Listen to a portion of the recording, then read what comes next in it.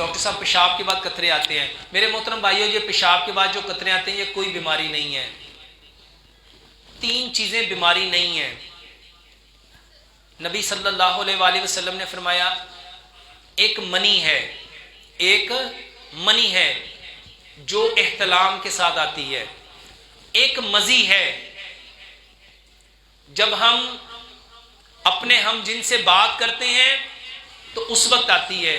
اور ایک ندی ہے جو چلتے پھرتے اٹھتے بیٹھتے پیشاب کرنے کے بعد وہ جو قطرے آتے ہیں. یہ پیارے پیغمبر جناب محمد صلی اللہ علیہ وآلہ وسلم نے فرمایا یہ جو منی ہے اس کے اوپر غسل ہے، اس کے اوپر غسل ہے.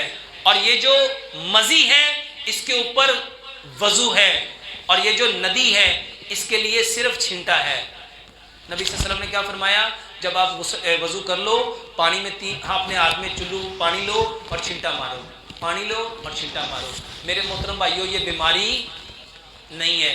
پیشاب کے بعد جو قطرے آتے ہیں یہ بیماری نہیں ہے. میرے محترم بھائیو، اس کے لیے نا سمپل میں ایک دوائی بتاتا ہوں. سفید موسلی، سیاہ موسلی، اسکند نگوری، کوزہ مصری، یہ آپ کے پیشاب کے پٹھوں کو مضبوط کرتی ہے، یہ آپ کی سیمنز کو گاڑھا کرتی ہے. اس لیے بتاتا ہوں.